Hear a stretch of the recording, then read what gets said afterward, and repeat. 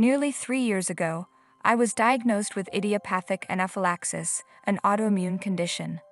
That is to say, I experience anaphylaxis and anaphylactic shock without being seriously allergic to anything. It's caused by a flaw in my immune system. On several occasions, this ailment has rendered me seriously unwell. During 3 episodes of anaphylactic shock in 2014, I felt my spirit leave my body and experienced 3 near-death experiences, each of which was a continuation of the one before. Thank you for giving me the opportunity to share this experience with you. My narrative begins in the intensive care unit, where I am in a coma and on a ventilator. I feel strangely light and find myself in the backseat of a car. My longtime companion is driving. It's pouring outside, she's dressed haphazardly, and she's pulled over behind a canopy at a petrol station. I peek over her shoulder to check what she's writing as she's looking at her phone. "Hang on, kiddo, I'm coming." I see her writing, and I share it on Facebook. Then I'm drawn back into the darkness. My mind starts to wake up, dragging me out of what feels like deep slumber and into full consciousness. When I open my eyes, I see absolute blackness and realize that what lies before, behind, above, and beneath me is a vast and incomprehensible emptiness through which I am helpless to travel. A crushing sensation pushes around and against me, even though nothing actual touches me when I move my arms. Where is all of this terrifying pressure coming from? I'm curious. The stifling environment squeezes the life out of me like a damp towel, making each breath a laborious effort. Every muscle pulls breath into my lungs and then squeezes it out. I have the impression that a very negative, weighty spiritual force is all about me. I'm alone in this place, as if no one else has ever existed, and I wonder whether I've always been in this soul-sucking purgatory. Maybe I'd imagined it all, my life and family, the entire world. Could that have been a mental place and time I'd imagined to bring some reprieve from the darkness? It was too horrible to contemplate. I'm exhausted and urge her to swallow me into her gut and keep me there so I never have to recall this dreadful place again. She hears my cries and plunges my conscious mind into darkness, thankfully leaving me utterly unconscious. The break from the void appears to be fleeting as I awaken in this dreadful place, begging for even a sliver of light, anything to assist me figure out where I am. I'm sure it's not hell, but knowing that doesn't make me feel any better. How long have I been trapped in this never-ending abyss? Every minute here is both a second and an eternity at the same time. If the life I remember was genuine and I could go back in time, I'd live differently. I'm going to embrace my days with fire and delight, rather than allowing them to pass me by as if they weren't a gift. I ask the same questions every time I rise from the sleeping quicksand. What am I doing here, and why am I here? What happened to everyone? I'm perplexed, searching my head for answers to my problems. Perhaps I should try to relocate, but how and where? I fight to move forward, each vacillation requiring a tremendous effort, as if I were trying to move through thickening concrete. It's as if invisible forces are keeping me in place. The labor is so exhausting and hard that deep sleep, in her compassion, takes me in her arms and comforts me. After what feels like an eternity, something finally shifts. I've passed through the vacuum and am now on the other side of what appears to be a barrier. I approach the partition and stare through, sensing that I'm floating. My corporeal body is lying in a hospital bed. How am I able to be both there and here at the same time? The wall doesn't budge, but as I get closer, the scene on the other side grows clearer. My body is intertwined with wires and tubes. Oh, I'm sure I'm sick. I'm encouraged by this realization. It wasn't a dream. I hadn't been hallucinating. I can see my daughter standing by my bed if I squint. A ventilator pumps and churns behind her to her right. What's the matter with me? Why am I in the intensive care unit? My adult child is stationed in front of the life-sustaining machine, and a deep and profound need fills me. I need to touch her, to wrap my arms around her and make all of this go away. I can sense and hear her thoughts, and I know that, despite her outward strength, she is terrified and anxious. My hands reach for her instinctively, but are halted by the terrible wall. I pound it with my fists, but it defies me and refuses to budge. What exactly is going on? Why am I trapped outside of my physical body, and why can't I get back in? I know what I'm going to do. For the first time, my mind is racing with anticipation. I need to try to rouse my body. Why hadn't I thought of it sooner? It was so simple. I try to wake her, to will her eyes open, focusing all of my attention on myself in bed. Nothing occurs. She lays immobile, ignoring my efforts. Come on, let's go. Why is this not working? Perhaps I should start simple, by getting her to move her finger. I concentrate my efforts on her hand. Penny, just a little wiggle and you'll be okay. Oh no, nothing has changed. The room is futile.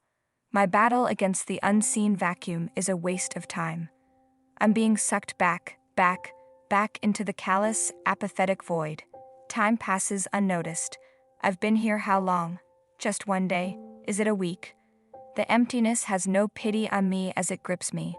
I close my eyes hard, open them, and find myself at the membrane that separates the emptiness from the hospital room. The sense of relief that comes from being near to the physical world is tremendous. This time, however, things are different. The wall is throbbing, almost as if it were breathing.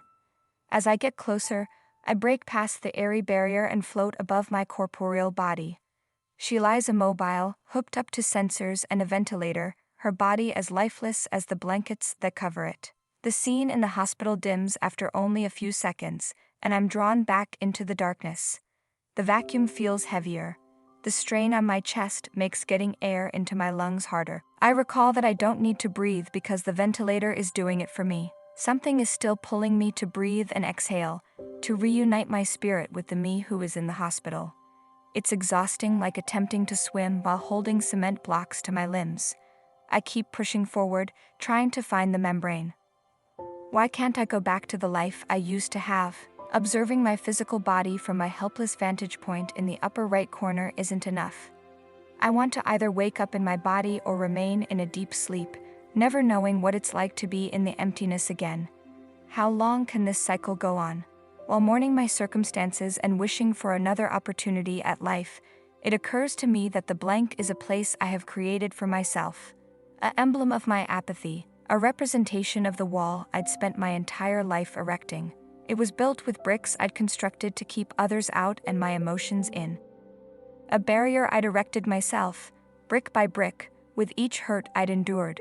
My attempts to shield myself had made me less real, less vulnerable, less joyous, and as impenetrable as the coma I was in.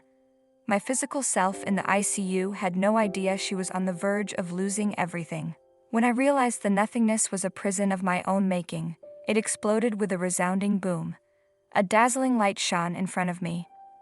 The blackness remained, but it was now behind and beneath me, pushed back and down by the blazing light.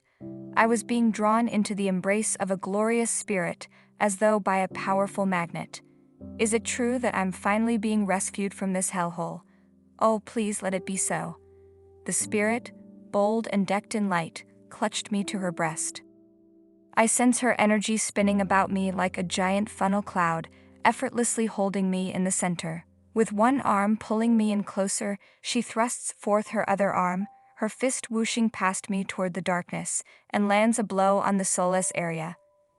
The emptiness explodes, and the fragments fly around us, attempting but failing to enter her tornado of energy. As the shards collide with her light, the dazzling glow repels them, sending them to a place I'm glad I don't know about.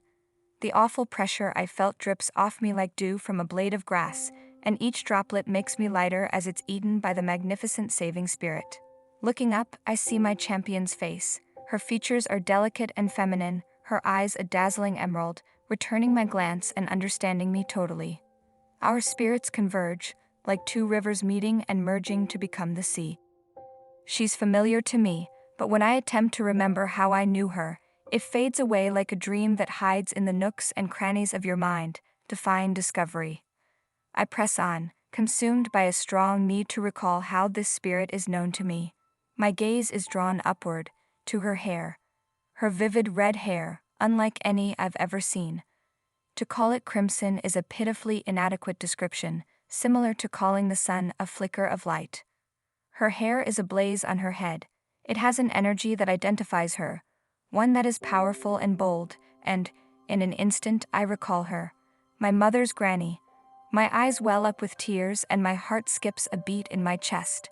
She was an amazing woman in life, and that same spirit definitely followed her to where she found me.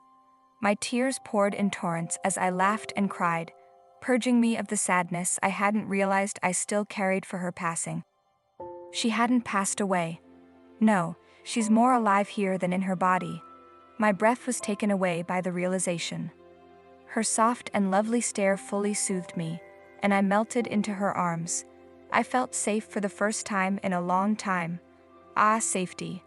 When was the last time I felt untouchable by harm? What a comfort to my soul. Resting in her embrace, I allow my resonance to combine with hers, our energies entwining and enveloping us, yet each spirit remains distinct. How can I sense such unity while also feeling the distinctiveness of all that is me? Her energy does neither eat or deplete mine. Indeed, when our energies dance around us, I can feel my energy, my completeness, expanding into something so powerful and profound that it defies description. Finally, she speaks to me, but not in the way that we do here on the terrestrial plane. There is no sound, yet it may be heard. There are words, but they don't go from her lips to my ears. She speaks them directly into mine with her spirit. Calm down, dear one. My spirit accepts her advice. Her words' energy is assimilated, with each syllable bearing the intended effect. I'm relaxed and fluid. The words loved one are reduced down to their most basic elements, but they are not fragmented or destroyed. They maintain their full meaning in each tiny bit and flow through my veins like blood. The words affect me physically, emotionally, and spiritually. In that moment, I recognized her and felt her words adoring me, demonstrating that I am truly special to her. It energizes and motivates me to do more. Finally, I can see who I truly am, and it's evident that I'm far more than I ever imagined myself to be. That is new to me, and I understand it well. I feel and understand what it means to be dear to someone on a cellular level. Understanding this completely overwhelms me, and I sob in her arms. I grieve for those who are in agony, grief, or delight. I weep for all the pain I've known in my life, as well as the pain I've witnessed and felt powerless to change. I sob for the barrier I'd erected, for the isolation I'd willingly placed on myself when I was in my body. I mourn for those in the earthly sphere, for those who have lost hope and feel that there is nothing except the here and now. My heart is bursting at the seams with dread. What if they were correct, and the nothingness was my eternal existence? Do you want to spend your entire life lying in a condition of nothingness? I scream, scared at the prospect of being swallowed by the deep sleep that I once thought was a relief. Shish, dear one, everything is okay. Her words draw me away from the dreadful memories of the empty spot that had been my holding cell until lately. As I lay in her arms, a question arises in my thoughts, and I move to ask her, to voice the words, but the answer appears, from her consciousness to mine, as soon as the thought occurs. You are not dead, except that your body has grown obsolete and has been discarded. You are either alive in the body, in the terrestrial realm, or super alive here, or a combination of the two, as you are now, part of you there, and part of you here on the side of the spirits. Your body is near death in the hospital, and your spirit has left but not entirely. You are still tethered to it by some type of cord. If it didn't, you'd be completely here. Another question arises, and as previously, it is addressed without me having to say anything. Your awareness exists independently of your body. It is not housed or contained in the brain. It is eternal and cannot be contained within anything. It exists whether or not your physical body does. You can access it with your brain, but it isn't stored there like a component. Despite the body, consciousness lives on. You've probably heard that energy isn't created or destroyed. Rather, it just changes forms. It's true on the physical plane, and it's true here as well. It is a legal requirement. Is my consciousness eternal? Not determined by whether or not my body is alive or dead. Such a thing had never occurred to me. I imagined that even after I died, I would retain some form of physical structure that defined me. It's difficult to accept that my body is not myself. The information flows through me, billowing into completeness, and I realized that the way I am here, is more real, true, and correct to me than the person being kept alive in a hospital on the other side. Finally, I've realized who I'm supposed to be. I'm so preoccupied with the complexity and simplicity of everything that I don't notice my grandmother has left, leaving me floating alone in the dazzling white light. An all-powerful energy jolted me out of my thoughts, and my mental dialogue came to a halt. It seemed strange to have my mental voice silenced and my musings banished. My brain stopped thinking and went back to its usual busy work. I knew who I was with at that time. 2 words came to mind: I am. I was with the Holy Spirit of God, and I recognized him. I knew him on 3 levels: physical, spiritual, and mental. His piercing energy's white glow was unstoppable. It couldn't be turned down. It touched me and penetrated even deeper, beneath my bodily being, of which only a perception remained. His huge, white presence absorbed every part of me, delving down into my core and snatching my breath, which I didn't need because I was surrounded by his light. I exposed myself to this energy, allowing it to fill every void within me. It took up all those spaces without decreasing me in any way, because God's white energy does not take from me, but rather gives, filling us to fullness.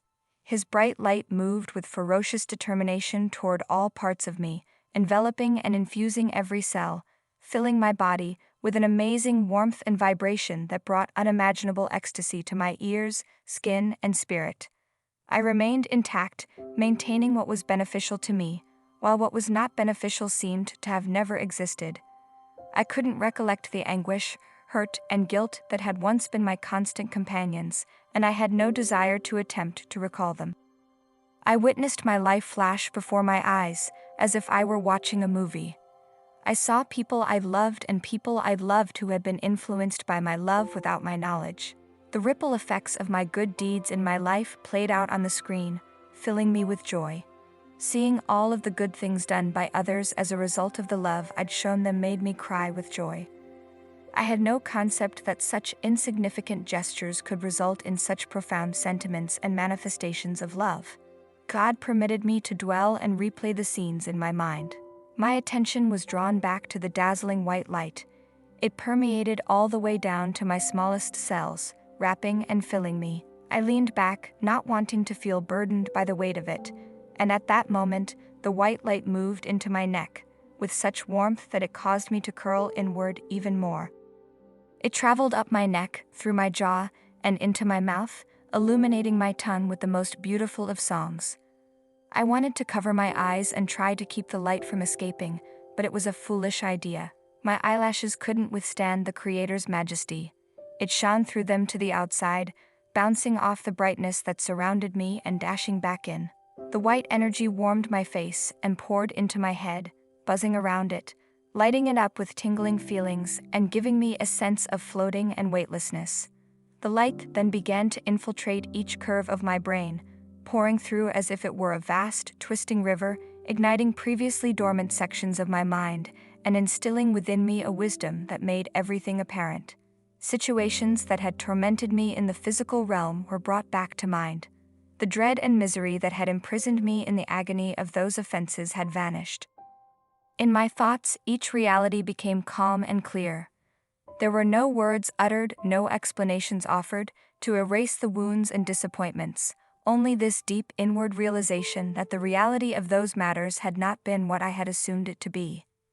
For so long, I'd tried to fit those trials into some kind of framework to help me understand them. I had no idea that the truth would come through the powerful energy of God that filled me on this side, the side of the spirits, rather than through my beliefs or ideas. The weight of each of those pains vanished, replaced by his peace, like a tender hug from a father to a child assuring all is well. I entirely surrendered to God. He was in charge of my entire existence. His light streamed from my bones, tricked from each strand of hair, and even my eyelashes were aglow and tingling with his light and love. God was pulling me back to his core, where I had always belonged. I let myself get closer and closer to his heart. Then, all of a sudden, it was no longer exterior, but inward. The source of the dazzling light resides in the deepest recesses of my being. God's Spirit resides within me, in my heart, spirit, and soul. I felt like I was about to burst with excitement and erupt into light, the blast's rays reaching the farthest reaches of the universe. I jumped into the light, vowing never to return to Earth. Then, all of a sudden, I came to a halt. I knew I couldn't keep going down this road, not yet. I wished to stay, to reach the core of my being, but it was not to be.